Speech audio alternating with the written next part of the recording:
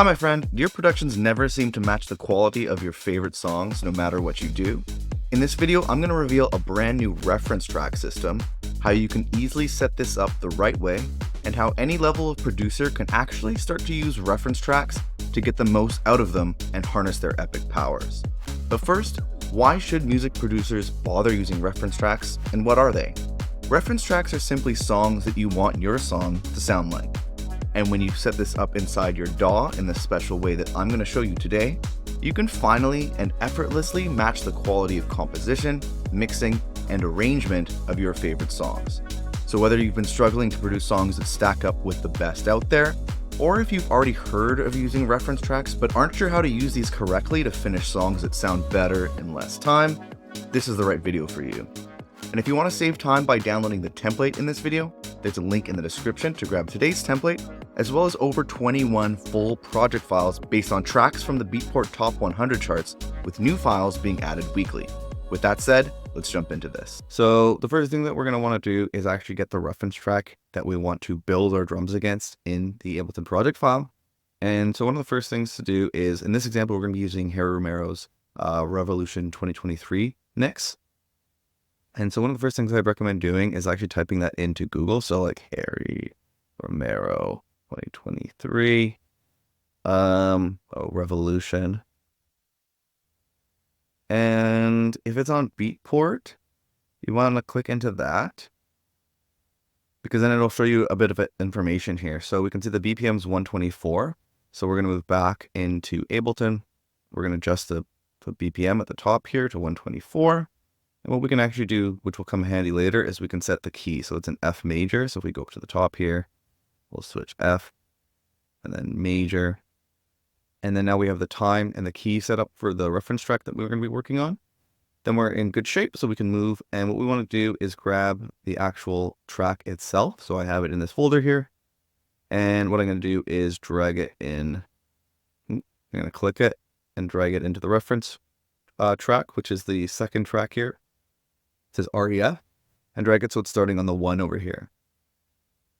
And then what we're going to want to do is make sure that everything is in the good timing. So when you set it up so that the timing is the same as the actual track, like we just did, Ableton can do an auto warping feature, which is going to help move everything in time.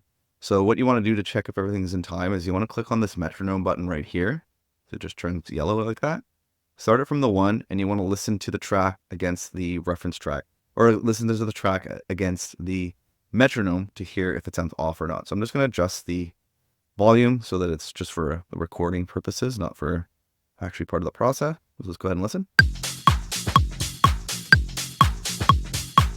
So in that instance, it's perfect. So if we click into the clip, we move in here, we can see that actually the track normally would have started over here. This is actually where the MP3 starts, and Ableton was able to pick up that the first hit's here. So that's useful. If you find that it's not doing that, you might want to click onto the first hit, right click it, and press set 1-1 from here. But a good trick is to simply set the tempo as it should be before dropping it in, and Ableton will take care of it. What you will want to do though is click into the clip like that, and over here where it says beats, change this to Complex Pro. And this will just change the warping algorithm, so it's going to sound a little bit more natural, which is good for using like over full tracks like this. It'll make it sound less kind of glitchy and crappy. So now the last thing that we're going to want to do to make sure that our project file is all set up and ready to go, what you're going to want to do is over on the right here, you're going to want to make sure that when you click this, that instead of yellow, it is now off. So that way when you try to play the song, it won't play. So if we turn it back on, you can hear it. We want it off right now. And what we're going to do is we're going to go up to the top here. We're going to press this key button. And then now what we want to do is press the S, the solo button for this reference track. And then what we're going to do is press the S key on our actual keyboard. Then go over to the key and turn it off. And so now what happens is when you press the S key on your keyboard, if you just keep your eye on the solo, the S on the reference track, when I press the S key, you can see it turns it off and on. And this is important because this way, say at the beginning here, we have like a little loop and we're working on our drums. We can hear our drums. And then when we press the S key, it'll solo just the reference track. So we can flick back and forth, say our drums are playing right now, then the reference, our drum, and the reference. And that way we can kind of flick back and forth as we're making our decisions and building out our drums. So with that said, you should have a solidly set up project file, and we can move into the next step, which is going to be setting up the arrangement track. Now what we're going to want to do is we're going to want to adjust this top track here, this arrangement track, so that it's actually following the arrangement of the reference track that we want to build to. So I've already have some, like a general drop of clips here of what a normal arrangement is. So we can use this as a kind of shortcut to getting started. Most songs are going to have an intro, then a sub, then a break, and then a drop, and a variety of breaks and drops. So by having this up in here, we're already kind of in good shape and we can get going quickly. So I'm going to show you now how to build out the arrangement track. So let's go ahead and do that. So basically the process is to just listen to the track. So let's have a listen at the beginning. This would be a good example of an intro. So it's just the drums. And if we go into the reference track, I have a spectrum here. We can see the kick is playing fully. And it's going for about 16 bars likely.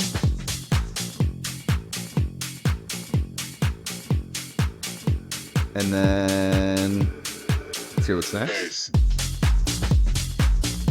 Literally the track said bass. So right here is where I said sub, or like bass when the bass comes in.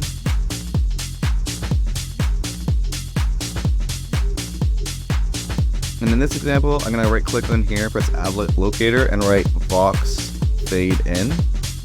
It's a little to know that that's happening. Let's hear where we get to next.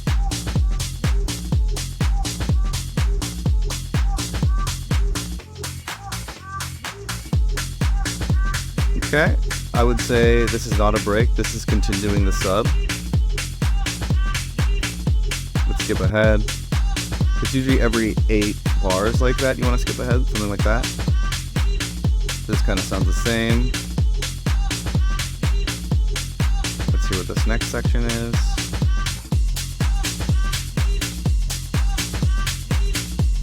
Maybe we actually might even call. So still fading, still fading. This is probably all. We can call this just sub. It's kind of a drop, but the way that it fades in like that, we're just going to call this all a sub. And I think around here we might have a break. Just looking at the waveform. So you can see like the kick drum's gone. This is a break. Usually everything you can see here is usually moving in groups of 8 or 16. So if you look a little closer at these like lines here, this is 8 bars, 8 bars, 8 bars, 8 bars, 8 bars.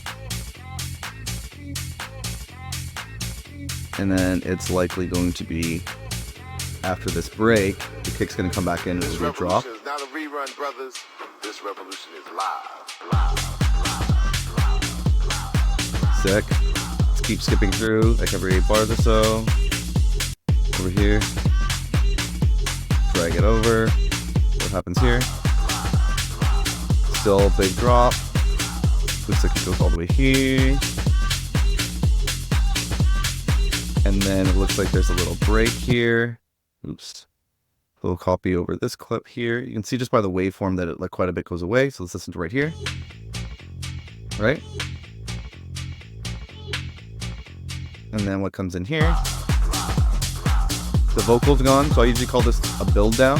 So it's very similar to kind of the sub, where the sub at the beginning of the song, it's slowly building up the energy by fading in that vocal. Then over here, it's bringing down the energy. So we have less vocal. It's just more of the instrumentals. And then we might have, see, it's even building it down even further here. So if you listen to the energy from this part compared to this part,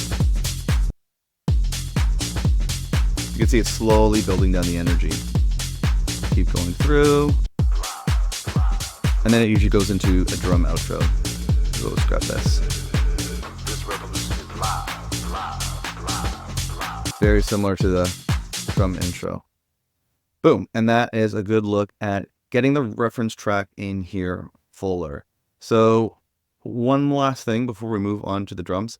Something that you can do as a even more advanced method of going through this process is you could actually kind of use these like in a very similar way that we use these empty MIDI clips up at the top to arrange our track.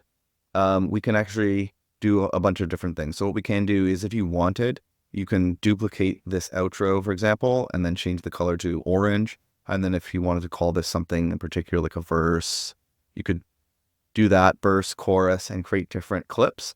But generally for dance music, a simple way to look at it is there's always some kind of intro, sub, break, drop, build down, and outro. Very simple stuff.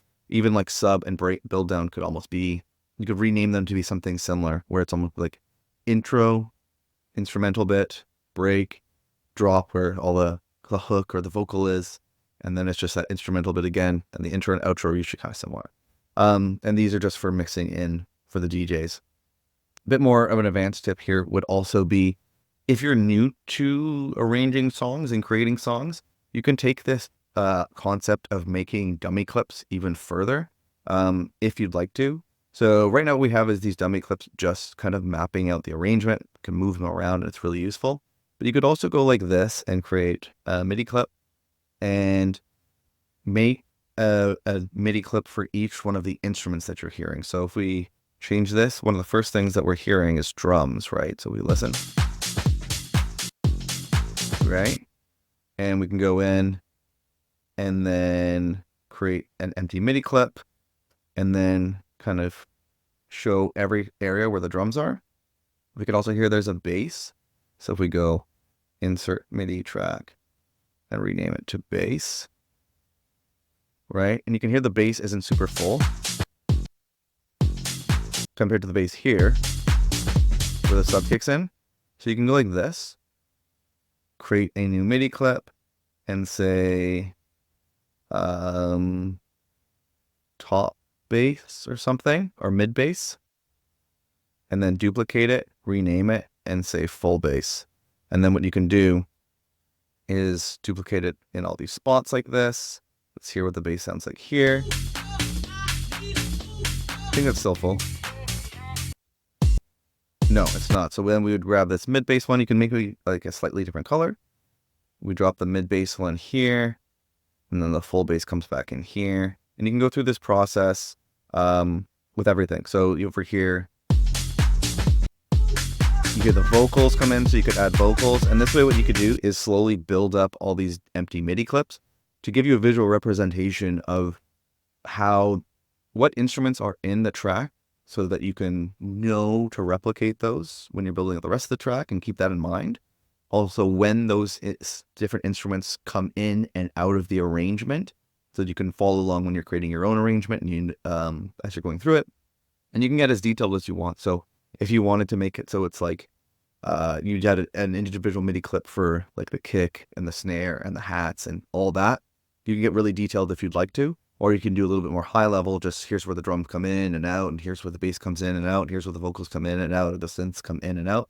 And you can go through that process as a bit more of an advanced way of setting up your arrangement tracks. But that is advanced. It can help you understand the song more. The more you understand the song more, the more you'll have a better chance of recreating it. So it is useful to know, but the bare minimum would be to do what we did here. So get the song in, make sure it is at the right tempo and it's not clashing, so you can actually adjust the tempo if needed. So it's going to the metronome perfectly. Then adjusting the arrangement clips up at the top, so you have a good idea of what the sections of the song are. Now, like I mentioned earlier, if you want to download the template in this video, there's a link in the description. But the thing is, using reference tracks properly can actually slow you down if you're not following the other important steps of 80/20 music production. So check out this playlist of videos here on YouTube for a free course to help you finish higher quality songs faster than ever before.